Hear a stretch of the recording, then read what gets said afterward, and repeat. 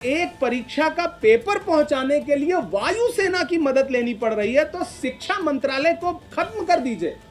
इसमें राजनीति क्या है? हम नीट के 23 लाख बच्चों के पीड़ा को आवाज दे रहे हैं।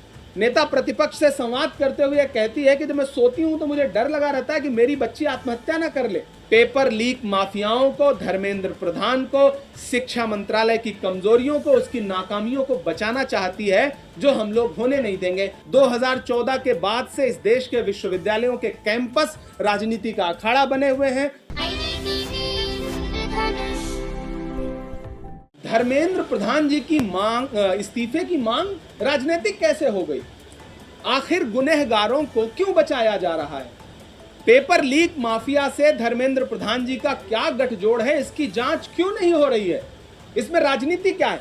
हम नीट के 23 लाख बच्चों के पीड़ा को आवाज दे रहे हैं, इसमें राजनीति कहां है? और अगर ये राजनीति है तो ऐसी स्वस्थ राजनीति हम 100 बार करेंगे, क्यों नहीं करेंगे? आप परीक्षा पे चर्चा करें इवेंट बना करके, वो राजनीति नहीं है, वो शैक्षणिक कार्यक्रम है। और नेता प्रतिपक्ष अगर देश के छात्रों से मिले तो वो राजनीति है। अगर इस देश के छात्रों का दर्द, इस देश के छात्रों के परिवारों का, उनके अभिभावकों का दर्द, कि जब हम सोते हैं तो हमें डर लगा रहता है। आप कोटा में एक माँ जो है, एक छात्रा की माँ नेता प्रतिपक्ष से संवाद करते हुए कहती है कि जब मैं सोती हूं तो मुझे डर लगा रहता है कि मेरी बच्ची आत्महत्या ना कर ले। इस दबाव में आकर के इस पीड़ा को अगर नेता प्रतिपक्ष स्वर दे रहे हैं, आवाज दे रहे हैं, तो अगर सरकार ये कह रही है कि राजनीति है, तो मुझे लगता है कि सरकार सिर्फ और सिर्फ पेपर लीक माफियाओं को, धर्मेंद्र प्रधान को, शिक्षा मंत्रालय की कमजोरियों को, उसकी नाकामियों को बचाना चाहती है, जो हम लोग होने नहीं देंगे। हम लगातार उसके खिलाफ प्रोटेस्ट करेंगे। 9 अगस्त को दिल्ली में पूरे देश से हम आह्वान कर रहे हैं, दिल्ली चलो का। प्रश्न पत्र को लेकर वायुसेना प्रति, क्योंकि अभी कुछ ही दिन पहले परीक्षा हुई, इसमें भी अगर गड़बड़ियां सामने आती, किस पर आरोप लगाएंगे? वायुसेना पर, शिक्षा प्रणाली पर? नहीं, वायुसेना को परीक्षा कराने की जिम्मेदारी दी थी क्या सरकार ने? तो पेपर उन्होंने सही से पहुंचा दिया। वायुसेना को आप कैसे कटघरे में खड़ा कर सकते हैं? यह सरकार सेनाओं का राजनीतिकरण करती है, सेनाओं का इस्तेमाल करना चाहती है ध्यान हटाने के लिए। जिम्मेदार धर्मेंद्र प्रधान है, जिम्मेदार वो प्रणाली है जिसको पेपर पहुंचाना था। तो चूंकि सेना के प्रति इस देश के लोगों की अगाध श्रद्धा है, तो सेना को बीच में ला दीजिए। आज आप वायुसेना के विमान से पहुंचा रहे हैं, कल आप राफेल लगा देंगे, परसों कॉपी जांचने के लिए मिलिट्री लगाएंगे, तो फिर आपका शिक्षा मंत्रालय किस लिए? शिक्षा मंत्री किस लिए? इस्तीफा दिलवाइए उनसे, हटाइए उनको। अगर सेना को ही परीक्षा कराना है तो शिक्षा मंत्री क्यों? सवाल सबसे बड़ा ये सरकार से पूछना है कि आपको अगर एक परीक्षा का पेपर पहुंचाने के लिए वायुसेना की मदद लेनी पड़ रही है, तो शिक्षा मंत्रालय को खत्म कर दीजिए, बर्खास्त कर दीजिए। शिक्षा मंत्री को विदिन ए मिनट हटा दीजिए। फिर उनकी जरूरत क्या है? मिलिट्री को दे दीजिए एग्जाम कराने की सारी प्रणाली, सारी प्रक्रिया। शिक्षा मंत्रालय का बजट किस लिए है? इतने सारे कर्मचारी और अधिकारी किस लिए बैठे हैं, जब आप एक पेपर लीक नहीं रोक पा रहे हैं? इस देश की सेना पे हम सबको गर्व है। उनको तो आप जो भी टास्क देंगे वो तो पूरा करेंगे, क्योंकि हमारे देश की सेना बनी ही ऐसी है। उनके जज्बे को हम सैल्यूट करते हैं। लेकिन क्या इस देश का कोई भी व्यक्ति धर्मेंद्र प्रधान के जज्बे को सैल्यूट करने को तैयार है?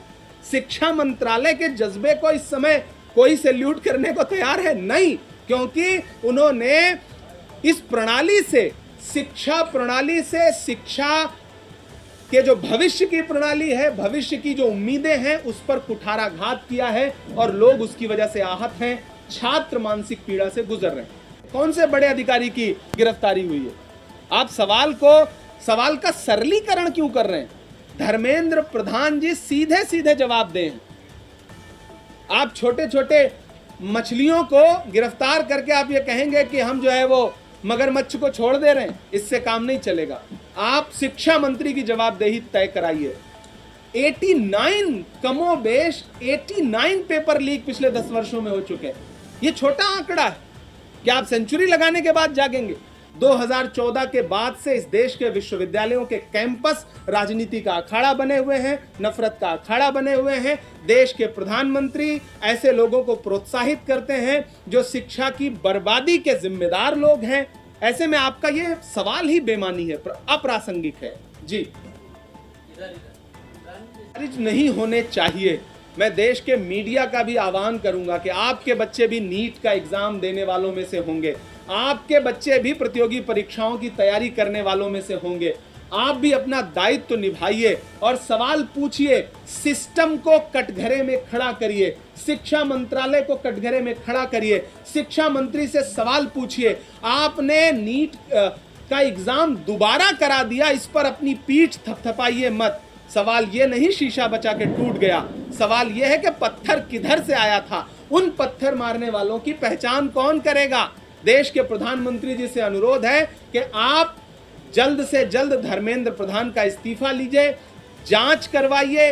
एनटीए पूरी तरह से विफल साबित हुआ है, आप इसकी भी जांच करवाइए और जिम्मेदारों की जवाबदेही तय करिए और उन पर कार्रवाई सुनिश्चित करिए। ये राजनीति नहीं है। अगर आपको लगता है कि ये राजनीति है तो ऐसे बच्चों के लिए, छात्रों के लिए राजनीति हर राजनीतिक दल को करनी चाहिए, कम से कम हम करेंगे।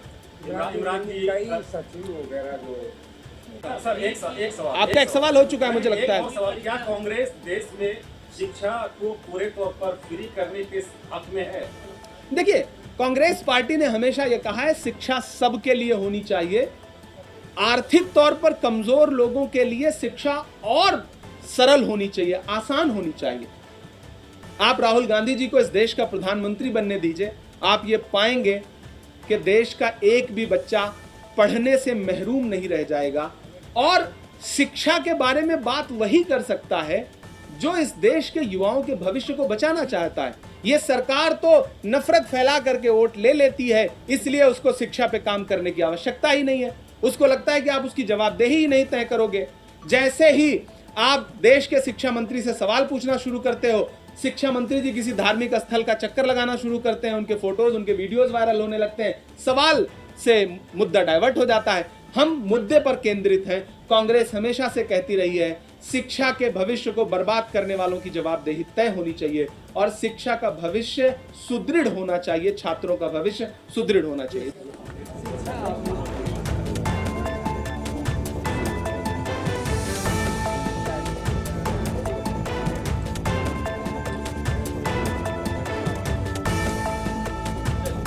Thank you.